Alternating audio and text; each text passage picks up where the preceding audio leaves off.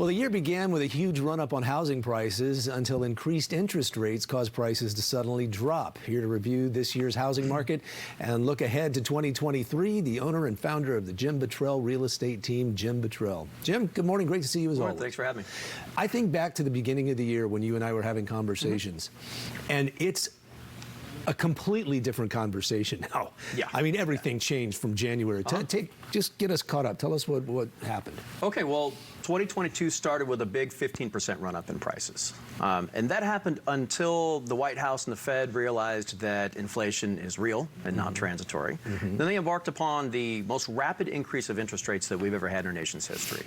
Interest rates went from about 2.5% to about 7.5% in just under 12 months. And what that did is that really stifled demand. I mean, just demand fell off the shelf because buyers decided they didn't want to pay the combination of the high prices of houses along with the high interest rates.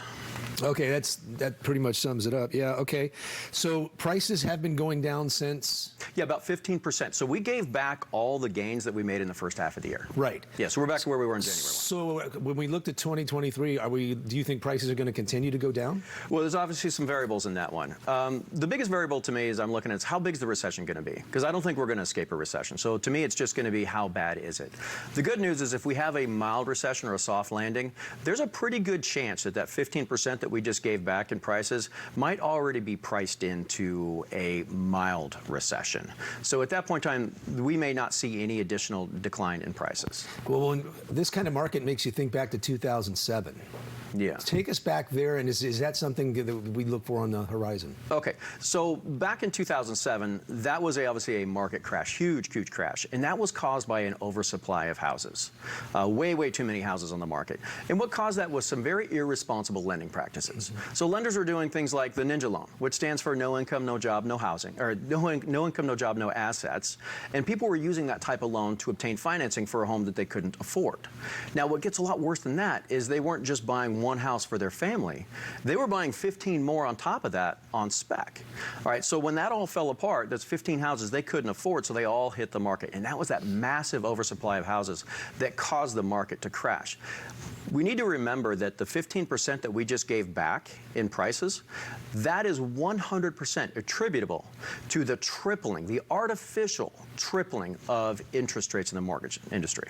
Okay, so that was 2007. Yeah. 2023, what are you predicting here or looking for? Well, I already talked about a mild recession. Let's talk about if we have a bad recession. Okay. All right, well, bad recessions, that's going to cause some people to sell their houses. It's going to force some people to sell their houses.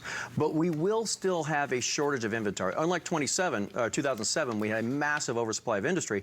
We're actually of supply.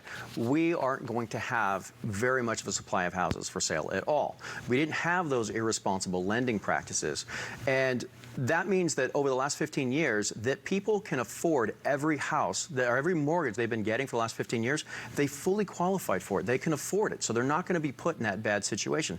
Also remember that everybody that owns a home right now probably has an interest rate that starts with a 2 or 3, right? They are not going to sell those houses and give up that interest rate. As I jokingly say, they're dug in like an Alabama tick. Those houses are not going to come to market, and it's that lack of inventory that's going to prop up the prices and prevent a 2007-like market crash. Anything else, just in closing, anything else that you think we should know?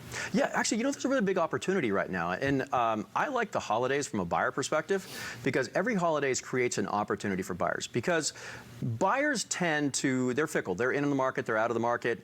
They'll maybe start looking for a house, and the holiday season comes, and they said, hey, let's hold off, Jim. We're going to come back. We're going to enjoy our holidays, and we're going to come back at the beginning of the year. And most buyers do that. Conversely, sellers don't. Once a seller's house is on the market, they're on the market. And because of that lack of buyers during the holidays, the sellers are in a position of weakness.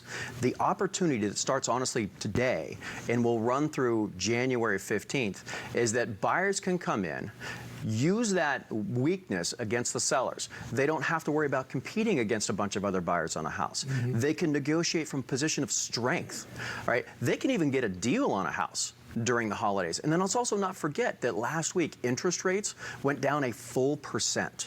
I don't expect interest rates to stay there in those low 6s. I think we're more likely to see 10% than we are to see 4% again. So the opportunity that exists during the holidays is that a buyer can exacerbate all those advantages against the seller, lock themselves in on that 6% interest rate, and let's say I'm wrong and rates go down to 4%. Well, that buyer can then refi into the 4%. However, if rates go up, which I think they will, now the person who bought during the holidays is the genius who used all the advantages at the right time, locked themselves into that 6% interest rate when everyone else is paying 10. So that's the advantage that's happening right now. I don't know what other advantages there will be in 2023. I'll be sure to let you know, but this one I know right now for a fact. All right, Jim Buttrell, always great to get caught up. Thanks a so lot, much. Jim. Appreciate Thanks. it.